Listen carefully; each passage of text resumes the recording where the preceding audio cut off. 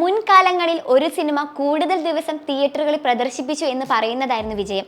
എന്നാൽ ഇപ്പോൾ ചിത്രം നേടുന്ന കളക്ഷനാണ് പ്രധാനം. പക്ഷേ മലയാള സിനിമയിൽ കോടി ക്ലബിൽ ഇടം നേടുന്നത് എപ്പോഴും സൂപ്പർ താരങ്ങളായിരുന്നു. ഇപ്പോഴിതാ മലയാളത്തിന്റെ യുവതലമുറ അത്തരം കാഴ്ചപ്പാടുകൾ തിരുത്തി കുറിച്ചിരിക്കുകയാണ്. പ്രേമലുവും മഞ്ഞുമൽ ബോയ്സും ഒക്കെ ഇതിന് ഉദാഹരണങ്ങളാണ്. 2024 ഇന്ത്യയിൽ ഇതുവരെ റിലീസ് ചെയ്ത സിനിമകളിൽ ഏറ്റവും കൂടുതൽ പണം വാരിയവരുടെ ലിസ്റ്റ് കണ്ട് ഞെട്ടിയിരിക്കുകയാണ് മലയാള സിനിമാ ലോകം. 15 ചിത്രങ്ങളിൽ 5 സിനിമകളും മലയാള സിനിമകളാണെന്നതാണ് ഏവരെയും അത്ഭുതപ്പെടുത്തിയിരിക്കുന്നത്. മാർച്ച് 4 വരെയുള്ള കണക്കാണിത്.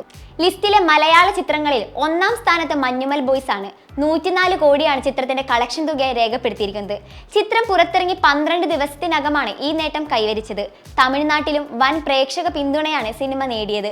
മഞ്ഞുമൽ ബോയ്സിന്റെ തൊട്ടു പിന്നിലുള്ളത് പ്രേമലുവാണ്. 82.2 കോടിയാണ് ചിത്രത്തിന്റെ കളക്ഷൻ. മലയാളത്തിൽ അടുത്തിടെ ഇറങ്ങിയ വലിയ ഹിറ്റുകളിൽ ഒന്നാണ് പ്രേമലു.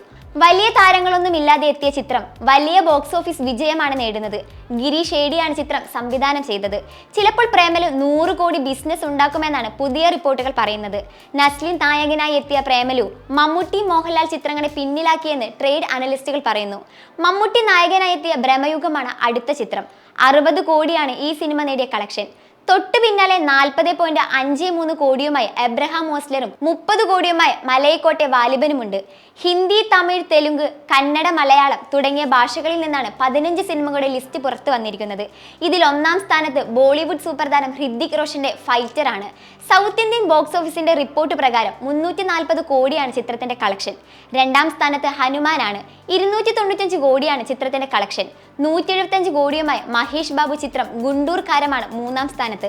ലിസ്റ്റിൽ 5 മലയാള സിനിമകളാണ് ഇടം പിടിച്ചിരിക്കുന്നത്. അണിയറ പ്രവർത്തകരുടെ റിപ്പോർട്ട് പ്രകാരം അന്വേഷിപ്പിൻ കണ്ടെത്തും 50 കോടി ബിസിനസ് നേടിയിട്ടുണ്ട്. എന്തായാലും 2024 മലയാള സിനിമയ്ക്ക് വലിയ വഴിത്തിരിവാണ് സമ്മാനിച്ചിരിക്കുന്നതെന്ന് ഉറപ്പാണ്.